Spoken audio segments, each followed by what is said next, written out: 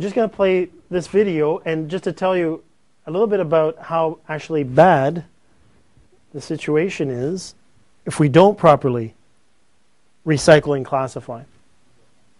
People sometimes do need to see to learn the story, to see what's going on.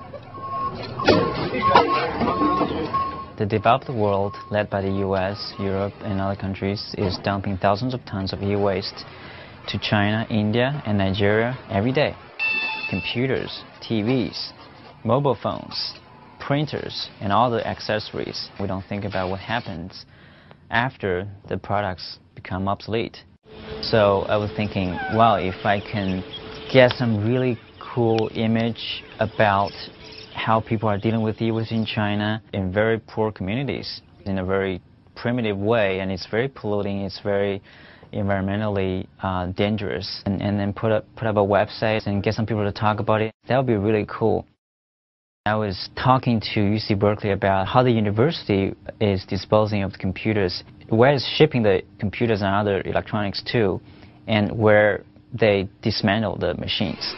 The US does not have the capacity to really recycle because it's very toxic.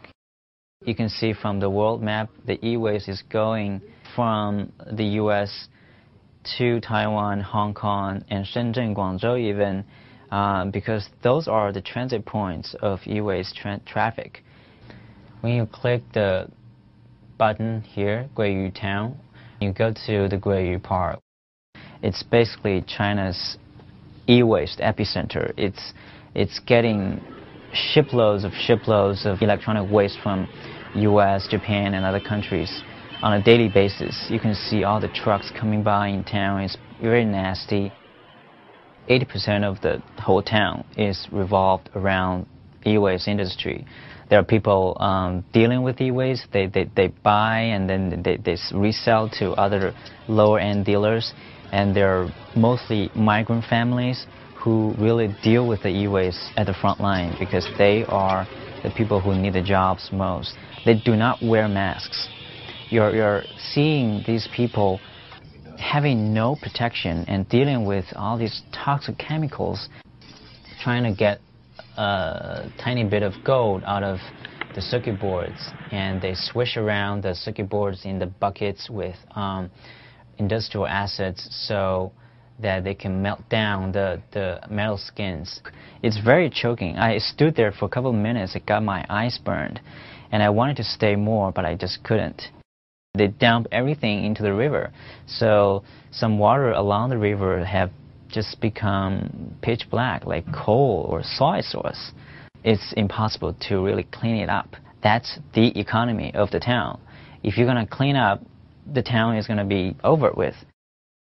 All the industrialized countries have signed what we call the Basel Convention, which is a treaty to ban the transboundary movements of e-waste, especially from first world countries to the third world countries. The US has been the only country where many say it's legal to export. If we are really going to solve the problem, we got to start with manufacturing industry. Apple, Dell, HP, and all the major computer makers. Their proposal is to reduce or eliminate the highly toxic materials used in the manufacturing in the first place. I have the companies and what their positions are, and the governments. There are two actually really good solutions. Drop-off events organized by local governments. This is one at Alameda City in California. Here actually is a better solution where people donate machines. This is what UC Berkeley donated to an elementary school in northern part of the East Bay area. As the life cycle of electronics is getting shorter and people are more enthusiastic about buying new gadgets like iPhones, iPods, whatever, the problem is going to be never end. This problem is going to keep going on and on.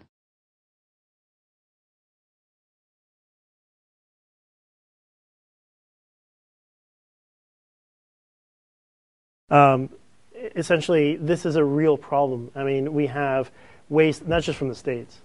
We have equal amount of waste leaving Canada that's ending up in China, Nigeria, and other areas where there's no regulation or no protection for people in terms of the recycling activities.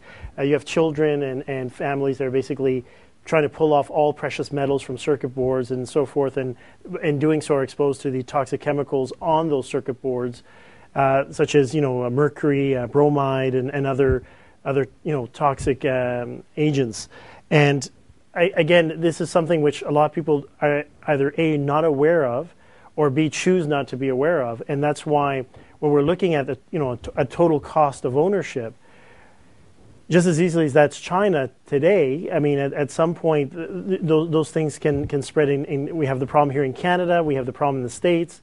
So we have to start tackling and trying to reduce that waste, find strategies to, and be mindful of the costs associated with the new technologies, and be strategic in terms of purchasing technology that can be easily or more easily recycled, and where it doesn't end up on some dump site in a small village where people can't even drink the water because of all these chemicals being poured into their water supply.